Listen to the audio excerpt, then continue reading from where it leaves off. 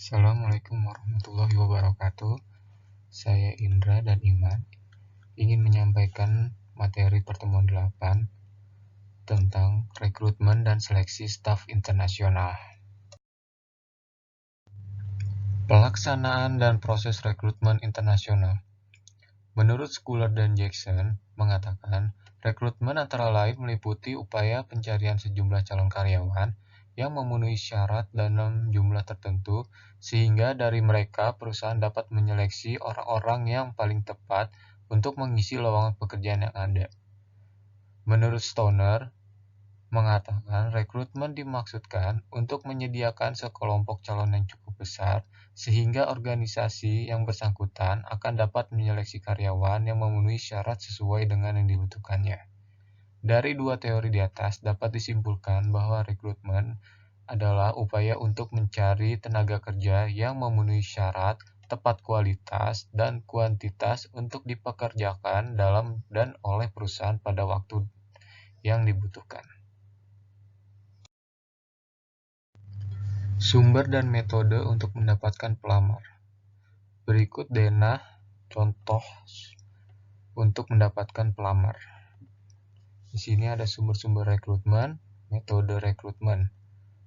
Dalam rekrutmen ada rekrutmen internal dan rekrutmen eksternal.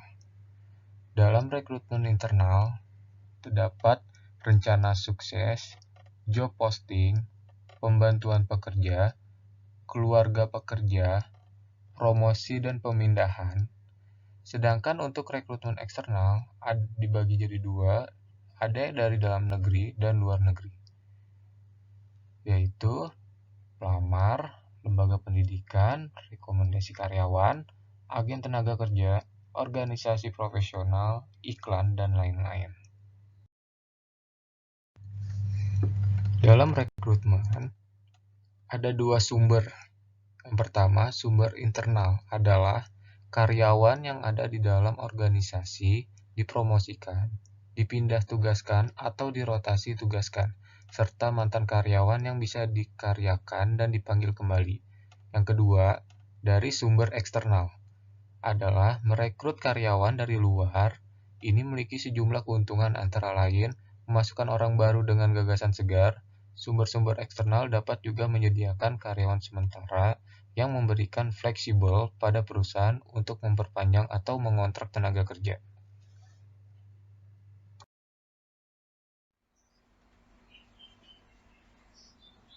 Assalamualaikum warahmatullahi wabarakatuh.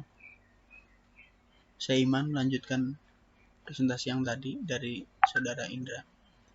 Kegiatan kunci yang merupakan bagian dari rekrutmen, menentukan kebutuhan jangka pendek dan jangka panjang perusahaan dalam hal jenis pekerjaan dan levelnya dalam perusahaan.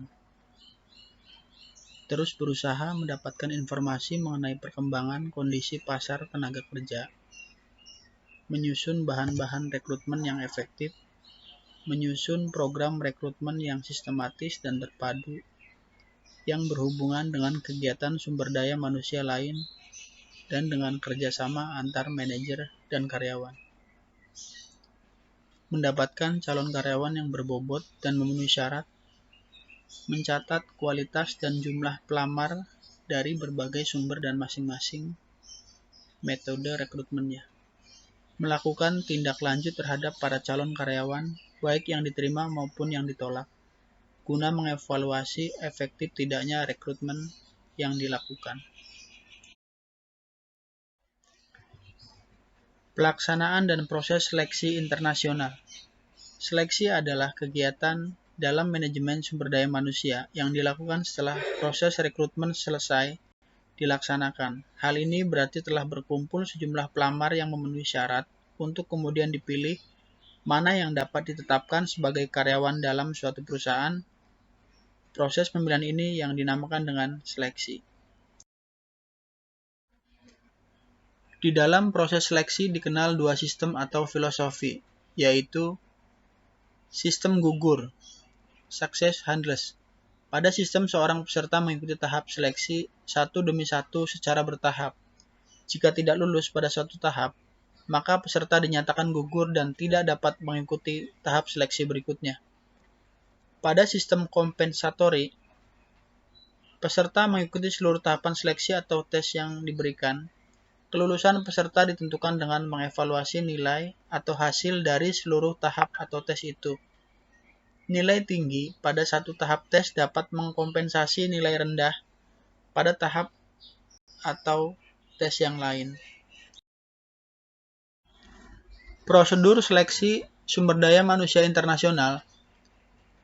Dalam prosedur seleksi karyawan, sebagai macam metode dan alat seleksi yang dapat dipergunakan untuk menemukan individu yang paling sesuai dengan pekerjaan.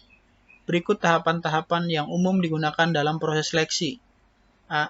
Penyaringan pendahuluan. Penyaringan pendahuluan ditujukan untuk mengurangi pelamar yang jelas-jelas tidak sesuai dengan standar yang telah ditetapkan.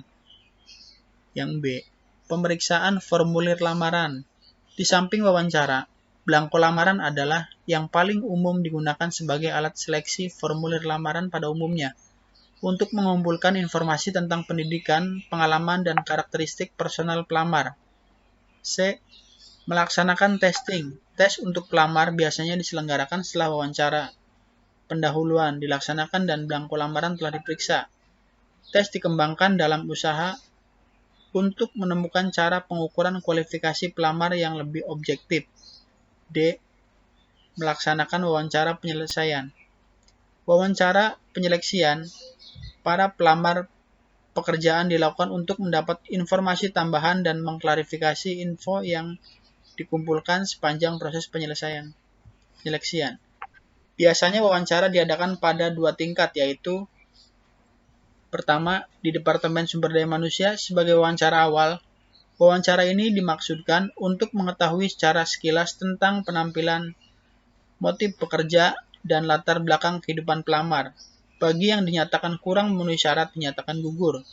Yang kedua, sebagai wawancara yang menyeluruh, yang sering melibatkan anggota-anggota staf sumber daya manusia, serta para supervisor dan manajer operasi di departemen mana calon karyawan tersebut akan ditempatkan. Wawancara ini merupakan usaha untuk menggali berbagai informasi yang dianggap penting tentang pelamar.